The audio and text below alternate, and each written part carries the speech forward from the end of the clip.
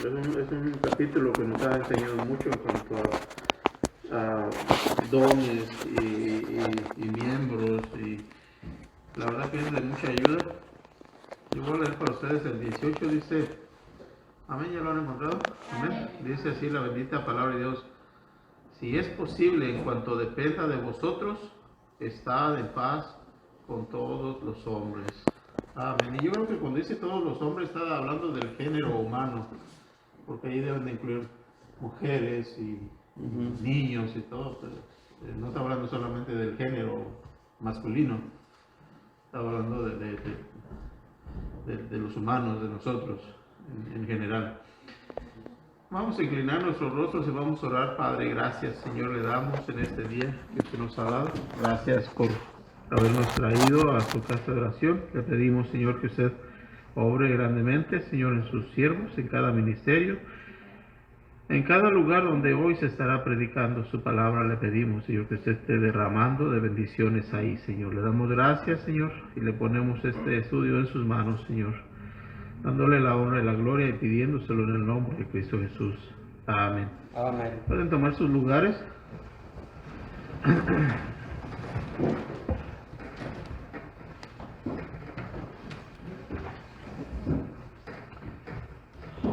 Romanos 2:18, las primeras palabras que vemos ahí que nos llaman la atención: si es posible, en cuanto dependa de nosotros, estar en paz con todos los hombres. Dice, estas palabras implican claramente que no siempre es posible en cuanto dependa de nosotros. O sea, quiere decir que nosotros tenemos que tener la disponibilidad de estar en paz. Vamos a estar hablando un poquito de la paz. Sabemos que la paz es, lo contrario a la paz es guerra o pleitos o enemistades. La paz, dicen.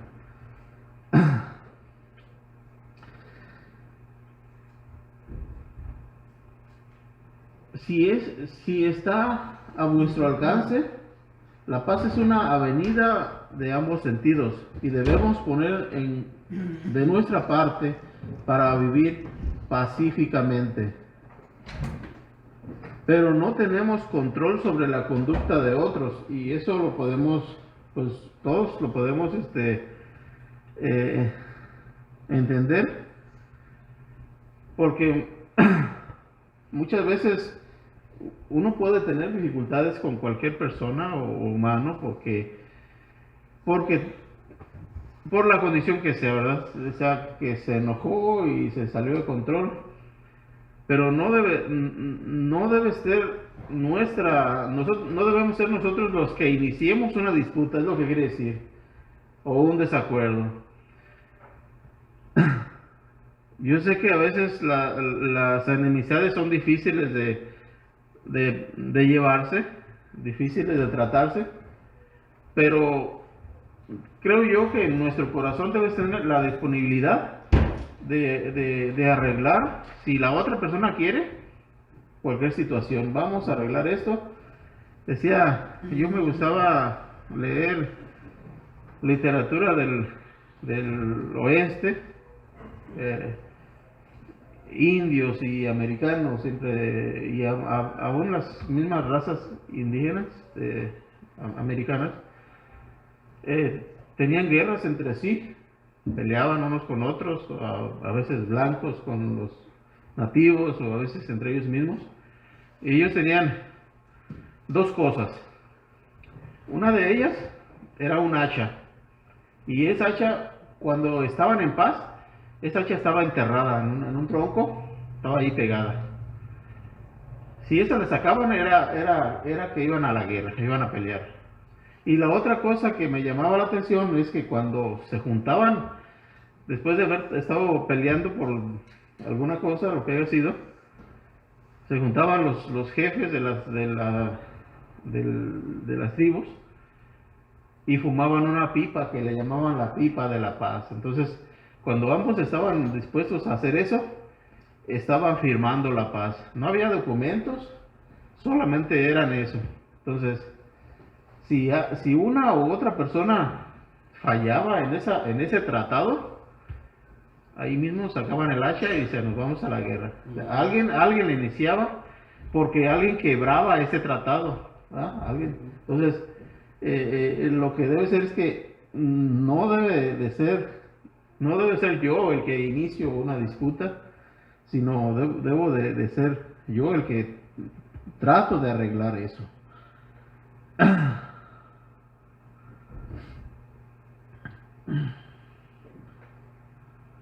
Dice,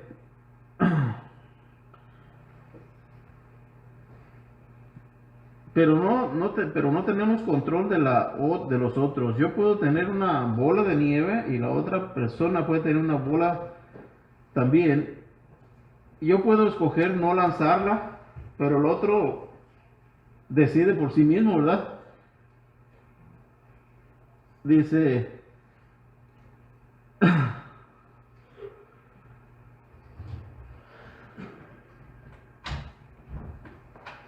pero no puedo controlar lo que el otro hará con la suya. El punto de Pablo es este: la alteración de la paz nunca debe ser iniciada por un cristiano. El cristiano nunca debería ser el que quiebre la paz. Estar en paz, dice, significa vivir en paz y vivir pacíficamente.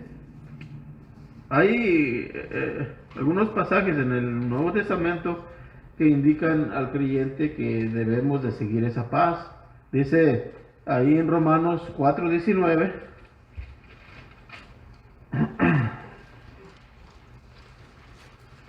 Romanos 4 y verso 19.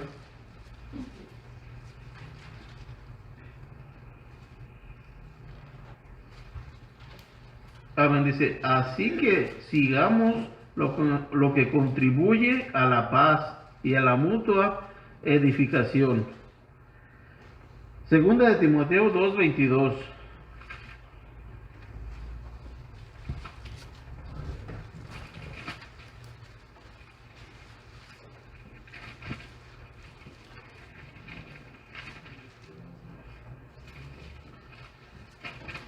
¿Alguien quiere darle lectura? Solamente levántese y léala. Dice, huye también de las pasiones juveniles y sigue la justicia, la fe y el amor y la paz con los que de corazón limpio invocan al Señor. Amén. Vemos, el apóstol Pablo le estaba aquí dando un consejo a Timoteo. Sabemos que Timoteo era una persona joven, no se sabe los años, ¿verdad? Quizás 20, quizás 30, pero era joven. Y le dice, huye también de las pasiones juveniles.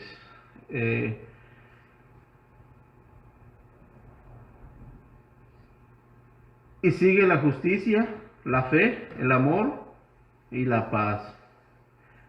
¿Con quiénes? Con los que de corazón limpio invocan al Señor. O sea, lo que está tratando de decir aquí que sí puede haber problemas entre cristianos, pero qué tristeza, ¿verdad? Que lo haya. Por eso es que está dando el consejo, ¿verdad? Estar en paz con todos.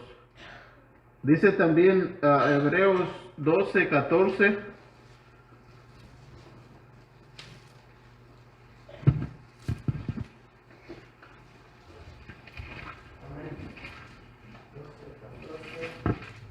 Hebreos 12,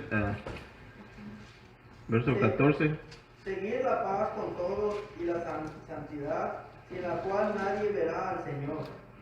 Amén.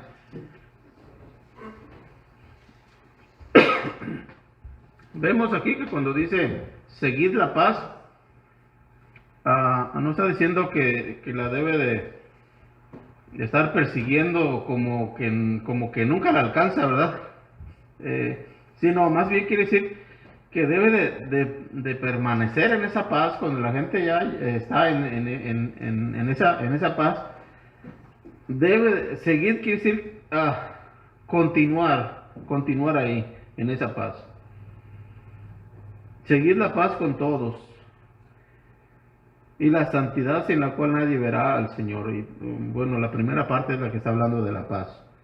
También primera de Pedro 3:11.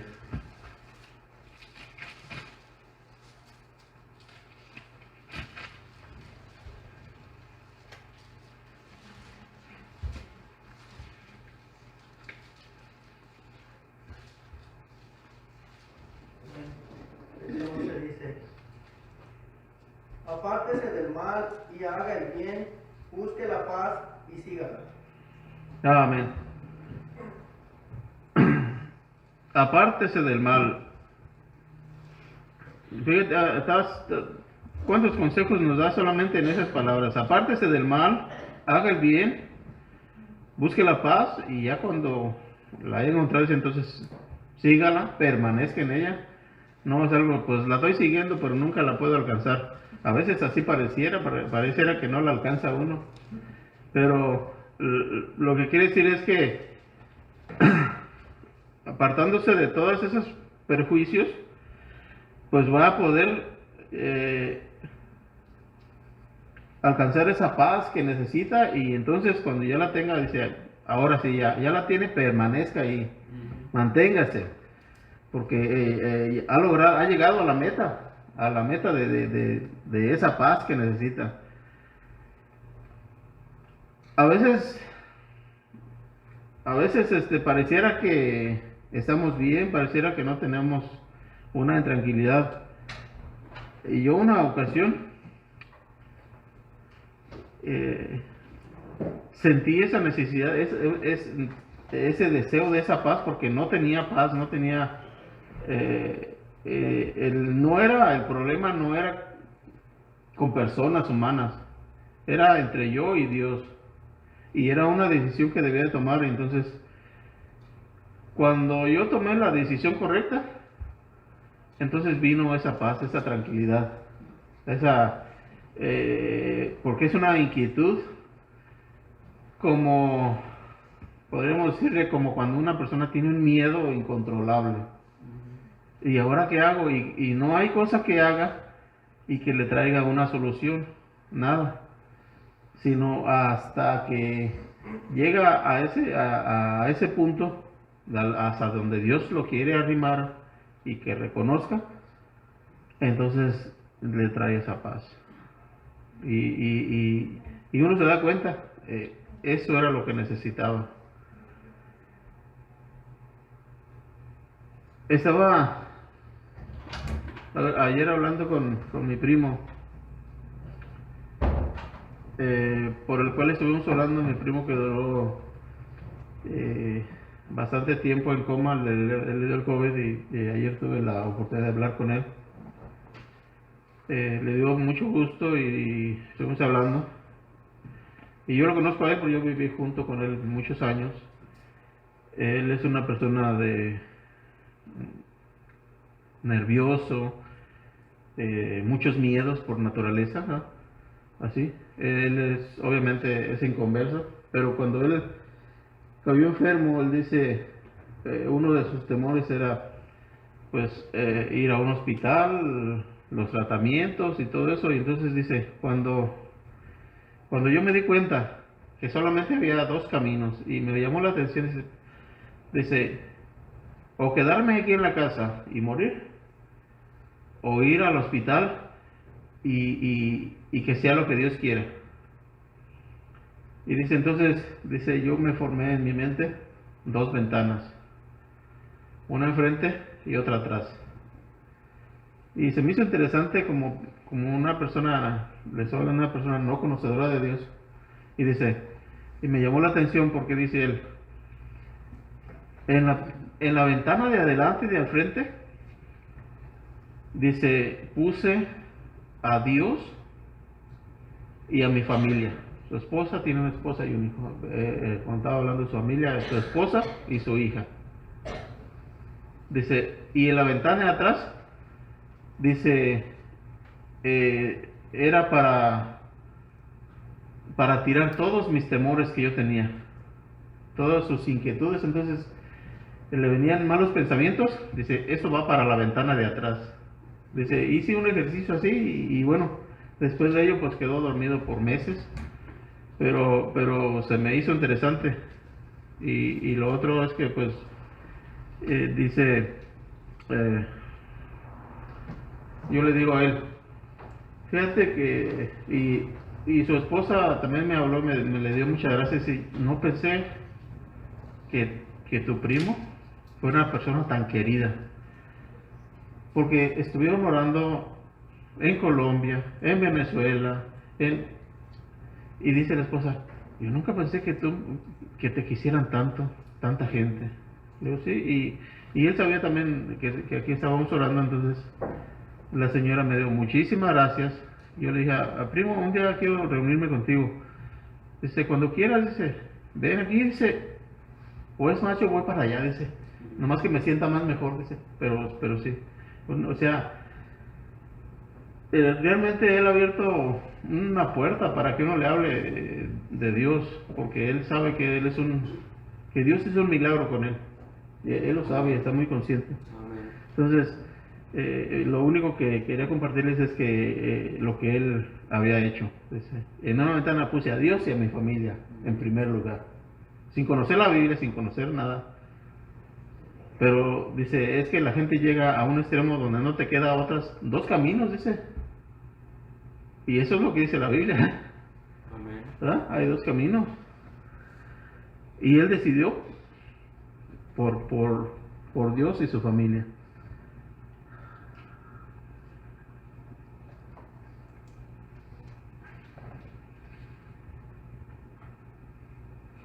Romanos 12, 19, regresamos ahí al... No os venguéis. Romanos 12, verso 19 dice, no os venguéis vosotros mismos, amados míos, sino dejad lugar a la ira de Dios, porque escrito está, mía es la venganza, yo pagaré, dice el Señor. Vengar o venganza, tomar revancha, quiere decir tomar revancha, desquitarse, exigir satisfacción por el mal, castigando al malhechor. No te dice el estudio, si no te desquites, dejad lugar a la ira de Dios, da oportunidad para que la ira de Dios logre su propósito. Hazte a un lado y deja el asunto a Dios. Y deja el asunto con Dios, cede y entrega a la persona a la ira de Dios, quien cuidará de ello en el tiempo preciso y de la manera precisa. A veces cuando hay situaciones y que uno mira que realmente son es una crueldad, como cuando es un asesinato o cualquier delito, y uno dice, pero ¿dónde estaba Dios? ¿Verdad? ¿Dónde está Dios? ¿Por qué Dios no lo evitó? Y a veces, como Dios no lo evitó eso, entonces dice, pues entonces yo me tomo la venganza por mis propias manos. Ahora que somos cristianos, a veces decimos la palabra, dele gracias a Dios que soy cristiano, ¿verdad? Pero aún sigue ese deseo, ese deseo de que pues si Dios no actúa, pues dijo un señor americano que le estaban haciendo, o como dice uno, la vida de cuadritos, su misma gente, americanos. Él es un contratista y tenía dificultades para pasar que le aprobaran algunos trabajos, y lo estaban tardando, y decía, ay Señor, déjame darle aunque sea uno. Y el Señor es así grandote, dice, déjame darle aunque sea uno. Dice, pero Dios dice que no, ni uno. Dice. Entonces, a veces así queremos decir, Señor, dame permiso de hacer mi justicia, a ver si me emparejo, ¿verdad? Efesios 4:27, vea.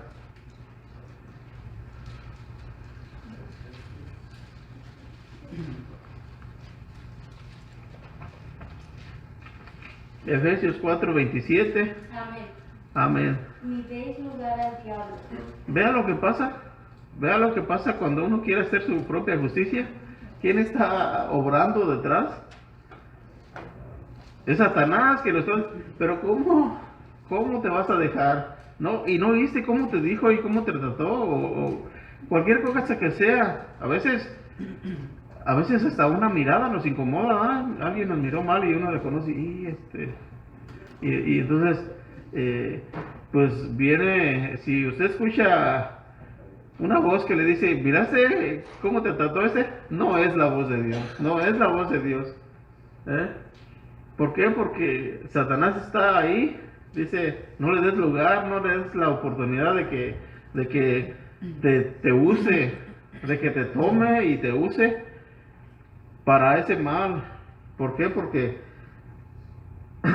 dice la Biblia, Dios dice, mía es la venganza, yo pagaré. No deis lugar o oportunidad al diablo para ejercer influencia, no le dé una ocasión. Dios quiere una oportunidad para tomar su cuidado, los males hechos a sus hijos y es su derecho hacerlo. Así Dios es el vengador de ira. Dios está mucho más airado con el pecado que nosotros. Él también es mucho más paciente que nosotros. Dios enderezará las cosas, los malos no se saldrán con la suya. Yo no necesito desquitarme, Dios lo hará.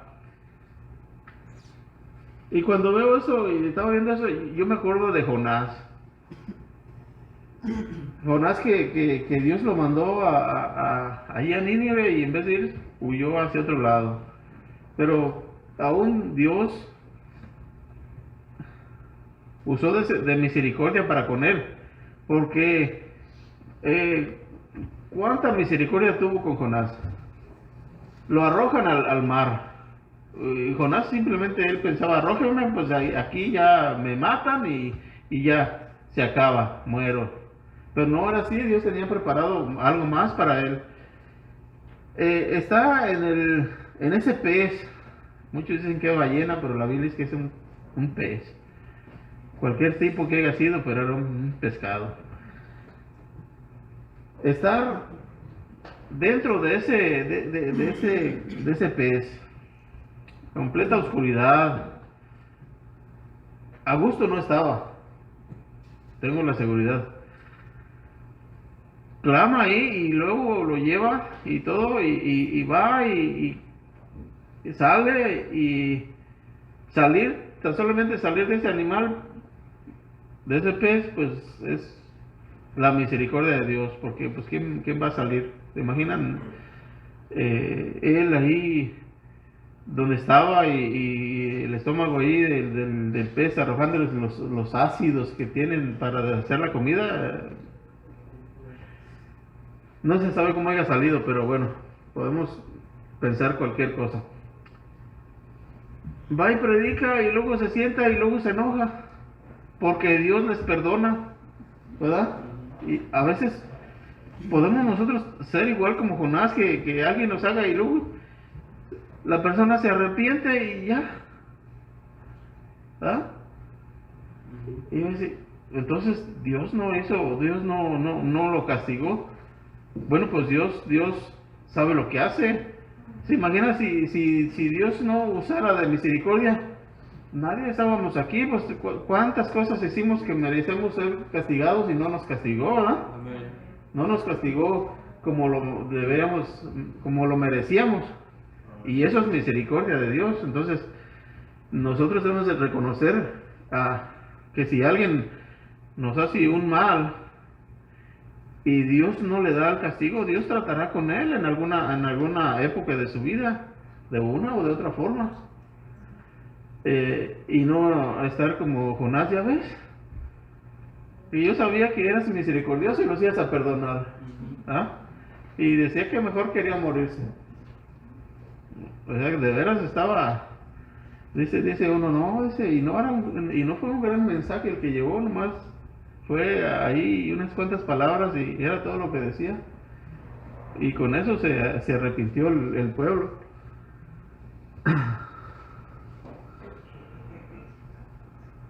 Dios enderezará las cosas, los malos no se saldrán con la suya. Yo no necesito desquitarme, Dios lo hará. Mía es la venganza, dice. Venganza igual a castigo. Como dice en hebreo y en griego literal, dice ahí en Deuteronomios 32-35, libro de Deuteronomio 32 y 35, o de 32 al 35. Deuteronomio, ¿no? 32, versos del 30 verso 35 solamente. 32-35. Amén. Dice así la palabra del Señor. Mía es la venganza y la retribución. A su tiempo su pie resbalará, porque el día de su aflicción está cercano, y lo que les está preparado se apresurará. Amén. También Hebreos 10:30. Amén.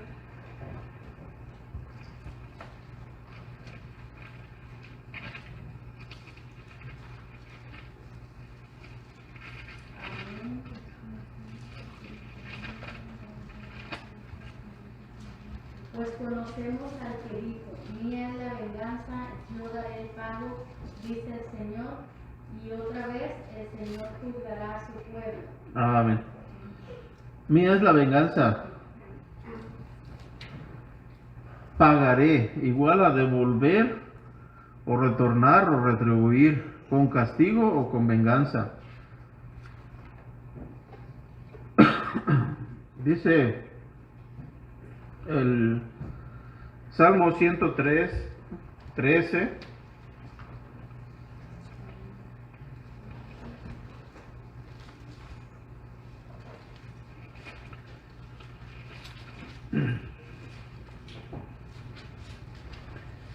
Dice Salmo 103:13. Dice, como el Padre se compadece de los hijos, se compadece Jehová de los que le temen. Y ahí podemos mirar que Dios es compasivo. Dios es un Dios compasivo, que si fallamos, pues Él nos perdona, ¿verdad? Porque pues ahora, si sabemos que Él es el que da el pago, pues entonces va a decir, uno sabe cuando ha fallado y sabe que va a haber una consecuencia, un castigo, va a haber algo que le va a venir a su vida adverso. Entonces dice, pero pues pido misericordia, yo sé que si Dios quiere me puede librar de esto.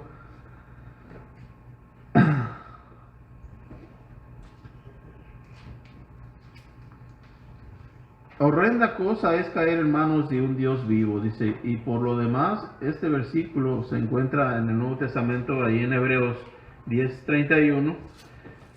Hebreos 10:31 dice, horrenda cosa es caer en manos de un Dios vivo. ¿Por qué? Porque si la persona pues no se arrepiente, no nos arrepentemos, va a haber consecuencias y va a ser dolorosas, vamos a pasar por cosas difíciles. Romanos 12:20, regresamos ahí al libro de los Romanos 12, versículo 20, dice, así que si tu enemigo tuviere hambre, dale de comer, y si tuviere sed, dale de beber. Pues haciendo esto, ascuas de fuego amontonarás sobre su cabeza.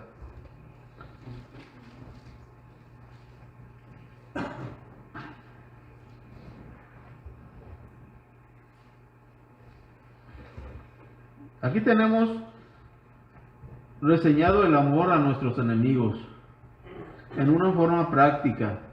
Dice Mateo 5:44.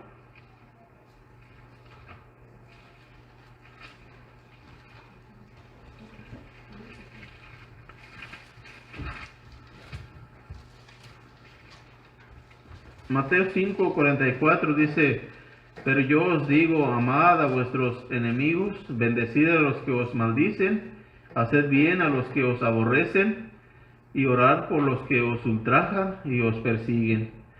Pues, ¿por qué está diciendo esto? Porque está diciendo ahí, cuando el Señor estaba hablando, en el 43 dice, ¿oíste que fue dicho?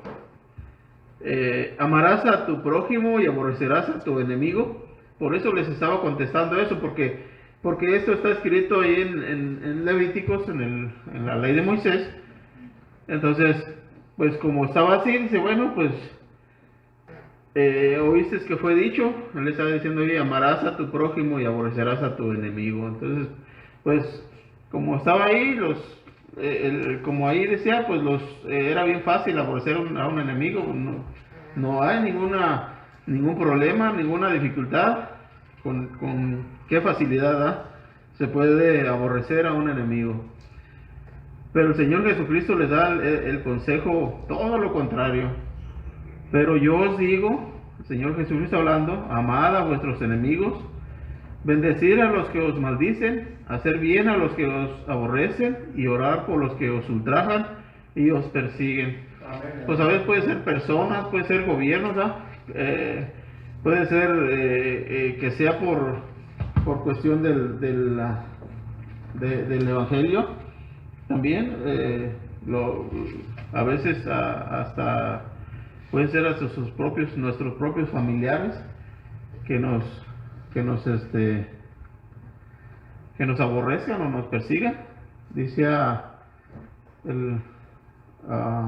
Borrás, cuando le dijo a su mamá que él se había convertido a Cristo y todo, y dice que lo corrió de la casa. Salte, no puedes estar en esta casa.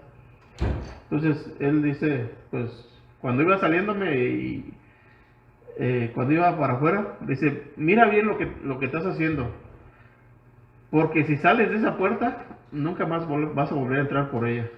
Así con esas palabras. Entonces, pues ¿qué es persecución?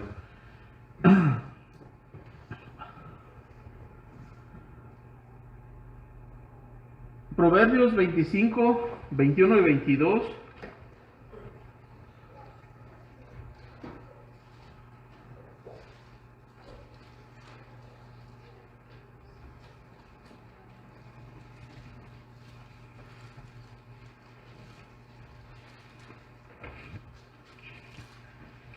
Amén. 25, 21 y 22. Si el que te aborrece tuviere hambre, dale de comer pan, y si tuviere sed, dale de beber agua, porque ascuas amontonará sobre su cabeza y Jehová te lo pagará. Vea que eso está en el Antiguo Testamento y ya estaba escrito así, ¿verdad? En el Antiguo Testamento. El verdadero amor hacia el enemigo implica escoger o dar a esa persona lo que necesita, a pesar de lo que sintamos hacia esa persona por naturaleza. Una persona no tiene ganas de amar a su enemigo, ¿verdad? Es contra la naturaleza. Siente deseos de pegarle. Aquí dice, pues ya como en esos tiempos es el hecho de dice el estudio, o siente ganas de pegarle la nariz, o siente ganas de poncharle los neumáticos de su carro. Yo me acuerdo de un primo una vez que estaba muy enojado porque le habían quitado la novia, quería ponchar una llanta del carro que traían y no lo pudo lograr porque no sabía cómo hacerlo. Quería por la parte más dura, entonces por ahí no se puede. Pero no, realmente no pasó eso, pero cuando una persona está enojada, lo que quiere decir es que es capaz de hacer cualquier cosa, no va a medir las consecuencias y va a querer dañar a como dé lugar a la persona. Dice, pero no sientas deseos de alimentarlo o darle de beber. Amamos a nuestros enemigos porque Dios nos lo ha mandado. Dice ahí en el versículo que leímos en Mateo 5:44. No porque deseemos hacerlo, si vas a esperar a tener ganas de hacerlo, nunca sucederá. Dice, vea lo que dice ahí el pasaje este que dice en Segunda de Reyes 6, versos 20 al 23.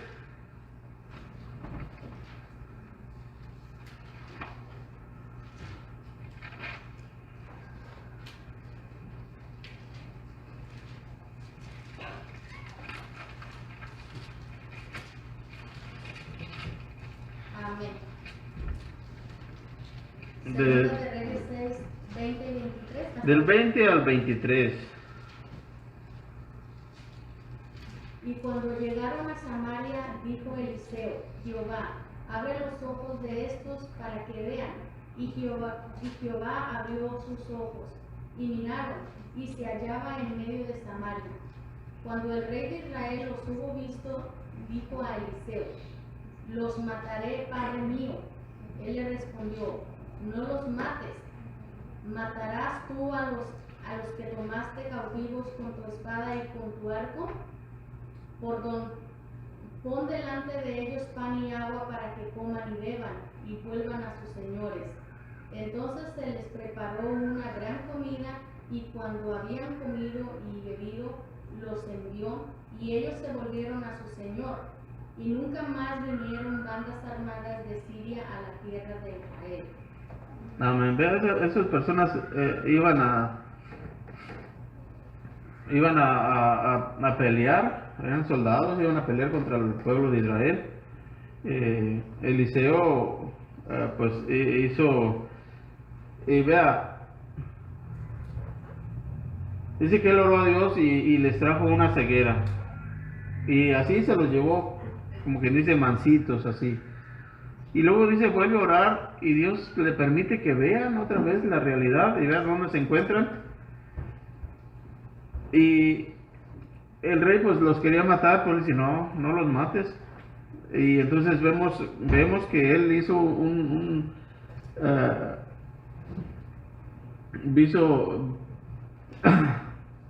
hizo un acto de misericordia para con ellos, y les dio de comer y los envió de regreso, y eso les trajo por algún tiempo, bastantito largo, la paz. No tuvieron más deseo de ir a pelear contra ellos, porque no les pagaron de acuerdo a como ellos estaban actuando.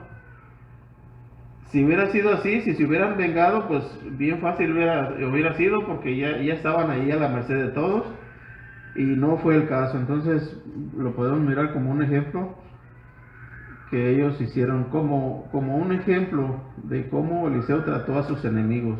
Eran enemigos, no eran amigos. También dice la palabra que ascuas de fuego amontonará sobre sus cabezas. Dice, ascuas quiere decir brasas ardiendo, carbones encendidos. Amontonar, poner una sobre otra, o hacer un apilo. Dice, al alimentar y dar de beber a tus enemigos, estarás amontonando carbones sobre sus cabezas. Obviamente esto no se ha de entender literalmente. No, a lo que vamos es que lo está diciendo así, pero no es que eso vaya a sentir, porque eso sería, pues imagínense, doloroso. ¿Cuántos se han quemado ahí un dedo en el comal o en el esfuerzo? Las quemadas son algo muy dolorosas. Ahora, si eso fuera así, pero está dando un ejemplo en realidad lo que está diciendo es que cuando una persona hace eso con un adversario, lo que le trae es vergüenza, remordimiento, y decir, no lo puedo creer, simplemente no lo puedo creer. Ahora, yo sé que en el momento de que una persona está discutiendo y está trayendo una enemistad, no le va a decir, vete, vamos a tomarnos un refresco mejor. Yo creo que no es algo así inmediato. Pero Dios le va a traer la oportunidad en algún otro tiempo, cuando la persona no esté enojada, aunque esté enojada, pero no está irritada en ese momento, de tal forma que va a poder dialogar y va a decir, no, mira, pues estás en una necesidad, veo que estás en una necesidad, y esa persona quizás, pues, como sea, no tiene quien le ayude, y de repente dice, no, mira, yo te voy a ayudar con eso. Y yo, pero ¿cómo? Si no nos llevamos bien, estamos enemistados. Y con los que decían que son mis amigos no me han ayudado, entonces se va a avergonzar porque realmente no lo merecía, ¿verdad? No lo merecía. A eso es a lo que nos está tratando de llevar en ese pasaje, que le va a traer vergüenza y le va a traer un cambio de mentalidad, porque ya no va a pensar ya no lo va a tener como un amigo, sino como una persona que usó de su misericordia para con él. Dice, ya para terminar, dice ahí en el libro de Romanos 12, verso 21, dice, no seas vencido de lo malo, sino vence con el bien el mal. Y a veces sí, pues las cosas malas y adversas nos tumban rapidito, ¿verdad? A veces queremos estar muy bien, viene una cosa adversa, mala, en nuestra vida, por cualquier cosa que sea, a veces cualquier cosa adversa, mala, podríamos decir, tengo una necesidad, y tengo un hermano que ese me dijo que a la hora que fuera, y va y le dice, oye, pues necesito eso, y no, pues no puedo. ¿Cómo se va a regresar esa persona? Se va a regresar destrozada. Pero dice que cuando vengan esas cosas, dice, no seas vencido de lo malo, o sea, no te rindas cuando vengan esas cosas malas a tu vida.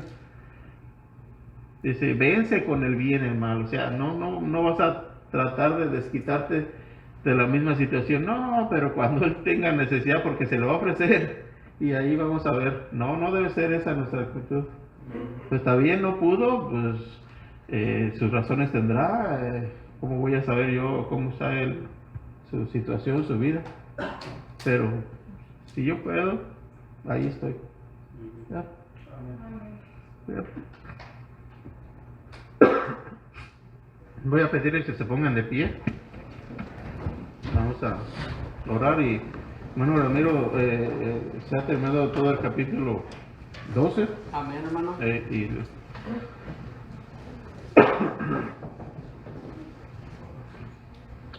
Amén, oremos, Padre, gracias, Señor.